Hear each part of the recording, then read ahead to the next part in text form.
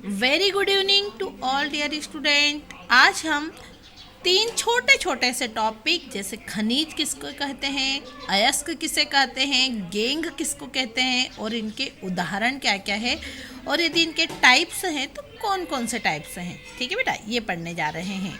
ये class 10th का chapter है।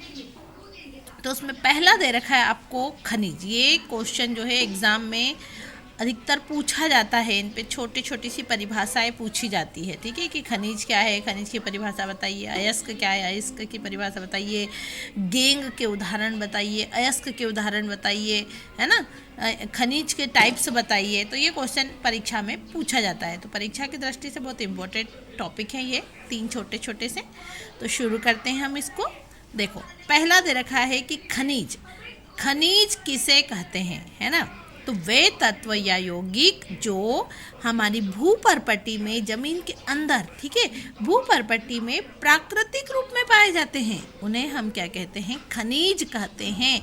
मैम, क्या खनिज के कोई प्रकार भी होते हैं? हाँ, कौन कौन से प्रकार है? 3 प्रकार है, धात्विक खनिज, अधात्विक खनिज और ऊर्जा खनिज।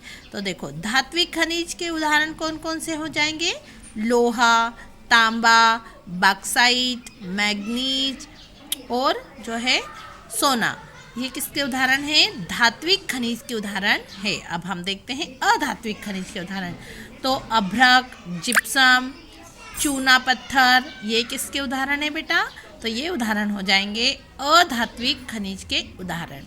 अब है ऊर्जा खनिज, जैसे कोयला है, पेट्रोलियम है, प्राकृतिक गैसें हैं, तो ये ऊर्जा खनिज के उदाहरण हैं। अब हम बात करेंगे किसकी? अयस्क की। तो कुछ स्थानों पर जो खनिज हैं उनमें कई प्रकार की विशेष धातुएं अत्यधिक मात्रा में पाई जाती है ना, और उसे ही हम क्या कहते हैं, उसमें से जो है धातुओं को आसानी से हम निकाल सकते हैं, तो उसे क्या कहते हैं? हम अयस्क कहते हैं। और अयस्क के उदाहरण क्या है? जैसे बॉक्साइट, बॉक्साइट किसका अयस्क है? तो एल्यूमिनियम का अयस्क है। हेमेटाइट किसका अयस्क है? ये लोहे का अयस्क है। और कॉपर पाइराइट, तो कॉपर पाइराइट जो है किसका अयस्क है? तांबे का अयस्क है। तो ये क्वेश्चन भी एग्जाम में पूछा जाता है। अब मैम, गेंग क्या है ना, तो पृथ्वी से प्राप्त खनिज अयस्कों में उपस्थित जो अशुद्धियाँ हैं, हमने खनिज अयस्क तो प्राप्त कर लिए मैम, खनिज भी प्राप्त कर लिए, अयस्क भी प्राप्त कर लिए, लेकिन इसमें जो अशुद्धियाँ पाई जा रही है ना, उसी को हम क्या कहते हैं?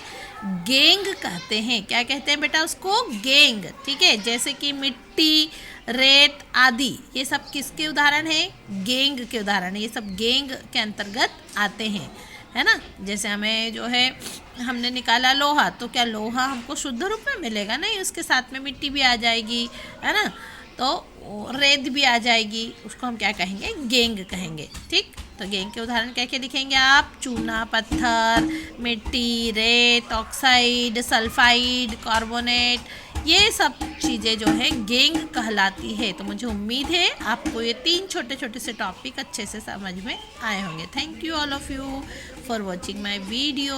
Please like, share and subscribe. Thank you.